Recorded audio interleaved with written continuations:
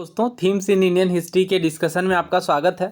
Last के video में हमने काफ़ी कुछ डिस्कस करा था और जो इम्पोर्टेंट डिस्कशन है हमारा वो विजयनगर एम्पायर के चैप्टर से संबंधित है। लास्ट का जो हमारा टॉपिक था वो महानवमी डिब्बा के ऊपर था। महानवमी डिब्बा क्या है ये हमने डिस्कस करा और ये बहुत ही इम्पोर्टेंट है। 3-4 सवाल लगभग हमने यूपीएससी के प्रीवियस ईयर क्वेश्चन में देखा जो कि महानवमी डिब्बा से संबंधित है। ये क्या है? एक तरीके का मैसिव प्लेटफॉर्म है जो कि बेस से लगभग 40 फीट की हाइट पर है और इसका जो इस प्लेटफॉर्म की साइज़ है वो 11,000 स्क्वायर फीट के समथिंग है। इसके बाद हमने सेक्रेड सेंटर पर बात करी, किस तरीके से कैपिटल को चुना गया और इसी के तहत हमने देखा कि कन्नड़ा स्क्रिप्ट में सभी जो रॉयल ऑर्डर्स हैं वो श्री विरूपाक्ष के बिहाफ में देखने को मिलते हैं और ये कन्नड़ा स्क्रिप्ट में थे। नाउ बात करते हैं गौपुरम एंड मंडप्स की। तो देखिए ये बहुत ही इंपॉर्टेंट है और गौपुरम के बारे में आपने ज़रूर पढ़ा होगा अगर आपने आर्ट एंड कल्चर को कवर करा है, खास करके साउथ इंडिया के टेम्पल आर्किटेक्चर को।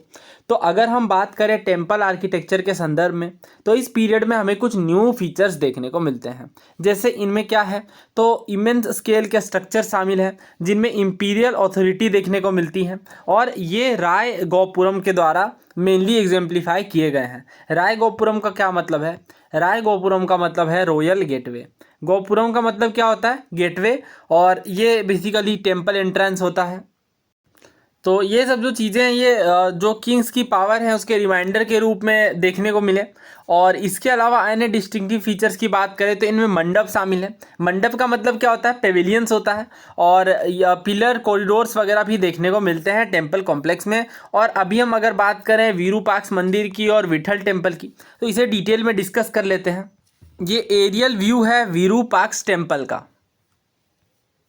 अगर बात करें विरूपाक्ष टेम्पल की तो ये सेंचुरीज बिल्ट ओवर सेंचुरीज, यानी बहुत सेंचुरीज लगी हैं इन्हें बनाने में। अगर हम इंस्क्रिप्शन की माने तो जो अर्लीस्ट श्राइन डेट है वो 9 to 10th सेंचुरी का देखने को मिलता है। यानी जो विरूपाक्ष टेम्पल हैं इनके एविडेंस 9-10 सेंचुरी से ही देखने को मिलते हैं। और इसके बाद इस टेम्पल में काफ़ी सारे इनोवेशंस किए गए, काफ़ी सारे बदलाव किए गए, एनलार्ज भी किया गया इसके। और ये जो एनलार्जमेंट है ये विजयनगर एम्पायर के टाइम पे देखने को मिलती हैं। The hall in front of the main shrine was build by Krishnadeva Raya to mark his accession.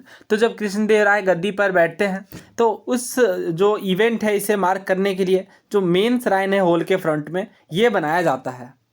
इसके बाद इसे डेकोरेट किया जाता है कार्ड पिलर्स के साथ। जो ईस्ट की तरफ का गोपुरम है, ईस्टर्न जो गेटवे है टेम्पल का, इसके कंस्ट्रक्शन का श्रेय भी कृष्णदेव राय को जाता है। और this addition meant that the central shrine came to occupy relatively small part of the complex.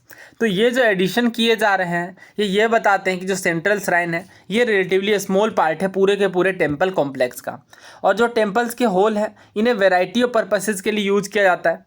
जैसे some were spaces in which the images of gods were placed to witness special programmes of music, dance, drama etc। तो इसका मतलब क्या है कि कुछ जो spaces हैं इनमें गॉड्स की इमेजेस रखी गई हैं कुछ स्पेशल प्रोग्राम्स के लिए। और बाकी के जो हॉल्स हैं, बाकी के जो कॉम्प्लेक्स के अंदर हॉल्स देखने को मिल रहे हैं वो उनका क्या है तो मैरिज ऑफ डाइटीज़ को सेलिब्रेट करने के लिए या और भी जो अन्य तरह के इवेंट्स हैं उन्हें फंक्शन करने के लिए ये हॉल्स बनाए गए हैं। Special images distinct from those keep in the small central shrine were used on this occasion. तो स्पेशल इमेज भी रखे गए हैं जो स्मॉल सेंट्रल श्राइन की इमेजेस से अलग हैं, उन्हें भी इन ओकेजन्स में यूज किया जाता था। ना दोस्तों बात करते हैं अनदर श्राइन विठल टेम्पल की और ये भी बहुत ज़्यादा इंटरेस्टिंग है। यहाँ पे अगर प्रिंसिपल डाइटी की बात करें तो ये विठल हैं और ये फॉर्म ऑफ भगवान विष्णु, यानी भगवान विष्णु के ही एक फॉर्म है भगवान विठल, और इन्हें जनरली वर्शिप किया जाता है महाराष्ट्र में। और जो इंट्रोडक्शन है इस डाइटी के वर्शिप का कर्नाटक में, ये भी अनदर इंडिकेशन है उन तरीकों का कि किस तरीके से जो विजयनगर एम्पायर है इनमें जो रूलर्स हैं इन्होंने अलग अलग ट्रेडिशंस को अडॉप्ट किया है। और ये एक इम्पीरियल कल्चर का पार्ट है कि डिफरेंट ट्रेडिशंस को अडॉप्ट किया जाता है।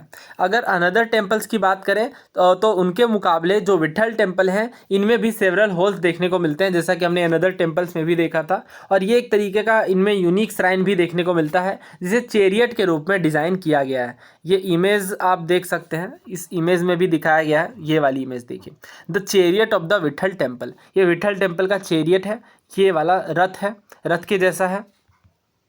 ये क्वेश्चन सिविल सर्विसेज का है, आई थिंक सिविल सर्विसेज 2006 का है। विजय विठल टेम्पल के बारे में आपसे पूछा जा रहा है कि जिनमें 56 कार्व्ड पिलर्स देखने को मिलते हैं और ये इनसे म्यूजिकल नोट्स निकलता है। ये कहाँ पे है? बेलूर में, भद्राचलम में, हम्पी में या श्रीरंगम में। तो अभी हम डिस्कस कर रहे हैं ऑब्वियसली विजयनगर एम्पायर के बारे में। तो आंसर क्या है? Option C, Hampi. Next question देखिए, CAPF 2020 का है कि हम्पी विजय विठल जो टेम्पल है ये कहाँ लोकेटेड है? एलिफेंटा में, चिदम्बरम में, हम्पी में या नागार्जुन कोंडा में। तो आंसर क्या है इसका? Obviously option C, Hampi. एक बात यहाँ पे इम्पोर्टेंट है, वो ये कि जो विरूपाक्ष टेम्पल है, सबसे इम्पोर्टेंट बात यह है, जो विरूपाक्ष टेम्पल है, इनमें जो लॉर्ड विरूपाक्ष हैं ये भगवान शिव से एसोसिएटेड है, भगवान शिव के अवतार हैं। जबकि विठल की बात करें तो ये विष्णु से एसोसिएटेड है, भगवान विष्णु से। तो ये पूछे जाते हैं एग्जाम में, ध्यान रखिएगा। नाउ डिस्कस करते हैं फ्लोटिंग पैलेसेस, टेम्पल्स एंड बाजार। तो अभी हमने विजयनगर एम्पायर के बारे में समझा। और देखिए, किसी भी हिस्टोरिकल साइट को समझने के बहुत सारे सोर्सेज होते हैं, बट अभी जैसे विजयनगर एम्पायर के बारे में हम बात करें तो हमें किन चीज़ों से आइडिया लगता है? किस तरीके से स्ट्रक्चर रहे हैं, स्कल्पचर किस तरीके के देखने को मिले, आर्कियोलॉजिस्ट ने क्या बताया है, और इसके बाद रूलर्स ने या फिर ट्रेवलर्स ने कौन कौन सी बातें लिखी हैं उससे संबंधित, ये चीज़ें हमारा आधार बनती हैं। और अगर इनिशियल सर्वे, जैसा कि हमने देखा, मैकेंजी का काफ़ी बड़ा रोल है, कॉलिन मैकेंजी का, पूरे के पूरे विजयनगर एम्पायर में, खास करके हम्पी की अगर हम बात करें तो उनमें। तो जो इन्फॉर्मेशन है ये एक तरीके से जोड़े गए ट्रेवलर्स के अकाउंट्स को सबसे ज़्यादा एम्फेसिस किया गया मैकेंजी के द्वारा। मैकेंजी को पता था कि जो हिस्टोरिकल एविडेंसेस रहे हैं उनको ट्रेस करने का सबसे अच्छा तरीका है कि जो ट्रेवलर्स की बायोग्राफीज़ हैं, अकाउंट्स हैं, उन चीज़ों को खंगाला जाए। अगर बात करें हम्पी की तो 20th सेंचुरी में इस साइट को प्रिजर्व किया गया आर्कियोलॉजिकल सर्वे ऑफ इंडिया के द्वारा और Karnataka department of archaeology and museums के द्वारा। और 1976 में हम्पी को नेशनल इम्पोर्टेंस के साइट के रूप में रिकॉग्नाइज किया गया। और अगर इसके बाद देखें अर्ली 1980s में तो एक इम्पॉर्टेंट प्रोजेक्ट लॉन्च किया गया ताकि जो विजयनगर एम्पायर के मटेरियल रिमेन्स हैं उन्हें डॉक्यूमेंट किया जाए। और इसके बाद एक्सटेंसिव और इंटेंसिव सर्वेज किए गए, जिससे बहुत सारी रिकॉर्डिंग टेक्निक्स का यूज़ किया गया। ना डिस्कस करते हैं questions in search of answers, यानी उत्तर की तलाश में कुछ सवाल है हमारे पास। बिल्डिंग जो सरवाइव कर गई हैं वो बताती हैं कि उनका क्या यूज़ रहा होगा, किस तरीके से बनाया गया होगा, किन मटेरियल और टेक्निक का यूज़ किया गया होगा। जैसे अगर हम बात करें कि किस तरीके से विजयनगर एम्पायर में जो मिलिट्री की तैयारी रहती होगी कभी भी अटैक वगैरह से बचने के लिए, तो उन डिफेंस रिक्वायरमेंट्स में किस तरीके की हम असेसमेंट अपने तरफ से निकाल सकते हैं, ये बिल्डिंग से भी हमें अंदाज़ा लगता है। बिल्डिंग्स यह भी बताती हैं कि आइडियाज़ किस तरीके से डिसेमिनेट किए गए होंगे, कि किस तरीके का कल्चरल इन्फ्लुएंस रहा होगा। क्योंकि जब हम एक जगह की बिल्डिंग को दूसरे जगह की बिल्डिंग से कंपेयर करते हैं तो जो डिफरेंसेस होता है उसके आधार पर भी हम काफ़ी कुछ कंक्लूजन निकालते हैं। इस फिगर को देखिए, फिगर 7.31 को। ये एक ब्यूटीफुल स्टेचू है कृष्णदेवराय की, जो कि चिदम्बरम टेम्पल के गोपुरम में रखी गई है। ऑब्वियसली ये ही वो तरीका होगा जिसमें रूलर्स अपने आप को प्रोजेक्ट करके दिखाना चाहते हैं। और पेयस ने क्या लिखा है? डोमिंगो पेयस ट्रेवलर है, काफ़ी ज़्यादा विजिटिंग करी इन्होंने विजयनगर एम्पायर पर और काफ़ी कुछ लिखा भी है। तो इन्होंने किस तरीके से डिफाइन करा है कृष्णदेवराय को? of medium height and of fair complexion and good figure, rather fat than thin, he has on his face signs of a smallpox। Now देख लेते हैं टाइमलाइन को। तो 1200-1300 से के आसपास हमें पता है दिल्ली सल्तनत की इस्टेब्लिशमेंट होती है, और टू बी प्रिसाइज अगर हम बात करें तो 1206 में, और ये स्लेव डायनेस्टी होती है। और 1300 से 1400 के बीच अगर हम देखें तो 1336 में विजयनगर एम्पायर दो ब्रदर्स के द्वारा इस्टेब्लिश किया जाता है। बहमनी किंगडम की अगर बात करें तो 1347 में। और बहमनी किंगडम के फाउंडर कौन है? ये बहुत ही ज़्यादा इंपॉर्टेंट है, अलाउद्दीन हसन बहमन शाह, जिसे हसन गंगू के नाम से जानते हैं। तो ये याद रखिएगा, बहुत ही ज़्यादा इंपॉर्टेंट है फाउंडर का नाम। 1435 के आसपास गजपति किंगडम की स्टैब्लिशमेंट होती है। अब ये इंपॉर्टेंट इसलिए हो जाता है क्योंकि अगर आपको टाइमलाइन पता है तो सिविल सर्विसेज में जिस तरीके के क्वेश्चन आते हैं मेडिवल हिस्ट्री से, एंशियंट हिस्ट्री से, उनमें टाइमलाइन का सबसे ज़्यादा महत्व होता है। तो जो भी किंगडम आप पढ़ें उनकी सेंचुरी आपको बहुत अच्छे से पता होनी चाहिए, तभी आप क्वेश्चन टैकल कर पाएंगे सिविल सर्विसेज के लिए अगर आप प्रिपेयर कर रहे हैं तो। 3 काफ़ी पावरफुल किंगडम रही, अहमदनगर, बीजापुर और बेरार। इनकी इमरजेंस कब देखने को मिली? 1490 में। पोर्टुगीज़ के द्वारा गोवा को कॉन्क्वेस्ट कब किया गया? 1510 में, पता है ये, और ये बहुत बार पूछा भी गया एग्जाम्स में। अगर मुगल एम्पायर की बात करें तो 1526 में, लेकिन इससे पहले गोलकुंडा के सल्तनत 1518 में, और बहमनी किंगडम का कोलैप्स देखने को मिलता है।